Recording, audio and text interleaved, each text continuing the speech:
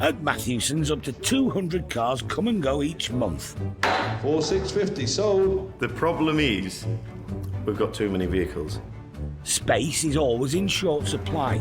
Steady on now. To make room, Derek has made a difficult decision: to sell some of his own cars. He'll be reluctantly parting with this 1946 Jaguar Mark IV and a low-mileage 1938 Austin 12 Ascot, including its valuable number plate. You can't keep them all, and I think it comes to a stage in life when you've just got to bite the bullet occasionally and realise that you've got to move some things on. Dave and Paul have been dispatched to pick them up from storage. Father isn't too enthusiastic, really. He loves his toys. The trouble is with our job, we've got so many coming through all the time. If he wants to go home in a classic tonight, he's got a choice, hasn't he? You know, if he fancies going home topless, then he can jump in his Triumph Roadster. If he wants to go home in a saloon car, he's got his whatever it might be. You know, he's got loads. He doesn't need all these as well. It's painful on a sort of fry your head basis because you've just got so much stuff kicking about. It becomes a bit of a monster, really. First, the Jag. It's not had a good run in a while. He's not playing ball. Some weeks, of course, everything you go to just starts, doesn't it?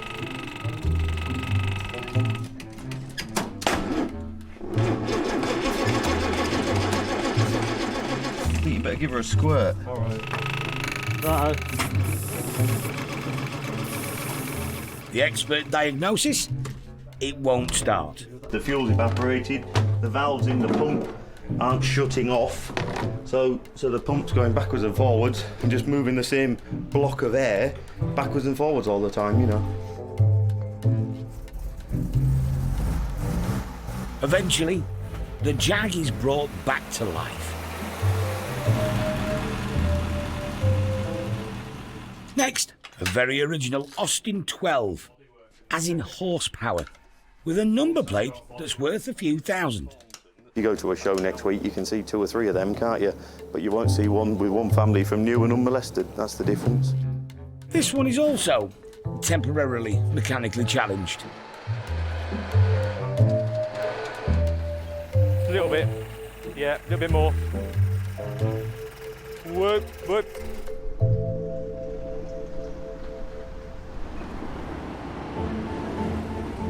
Derek can't delay it any longer.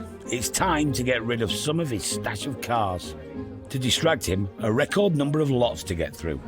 Now, I love these cars, I'm sure you all do. They're very, very strong, well-built cars. The RAF used them, yeah, but they weren't very successful when they landed, were they?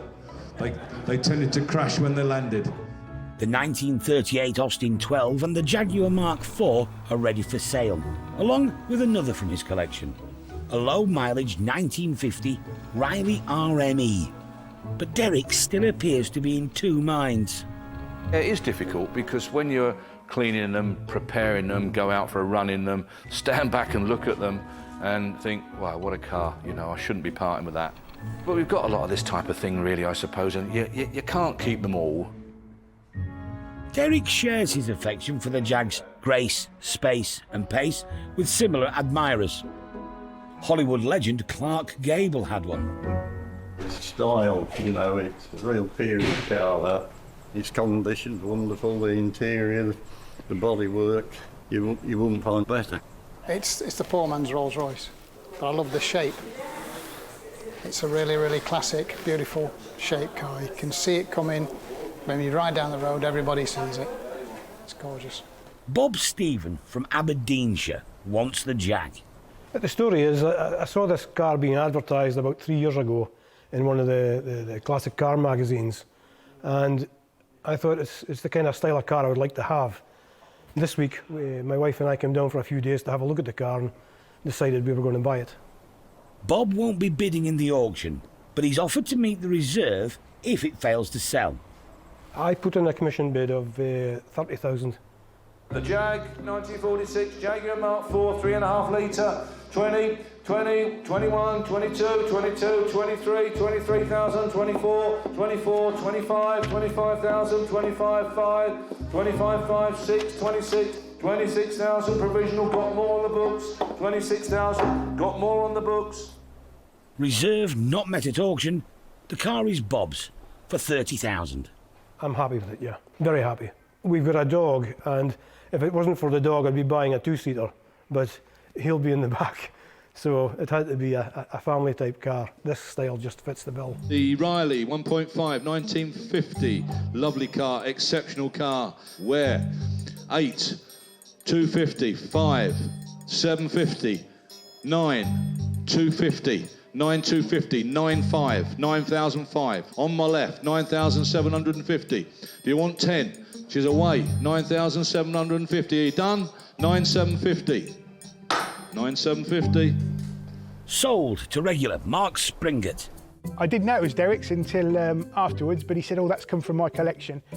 And the beauty with Derek's cars is he does have some great cars in his collection. So you know if it's come from his collection, it's a good car, it's been well looked after. And Derek wouldn't have bought the car in the first instance if it wasn't what it should be. Unfortunately, his loss was my gain. As for Derek's Austin 12 with the valuable number plate, it appears he's had a change of heart.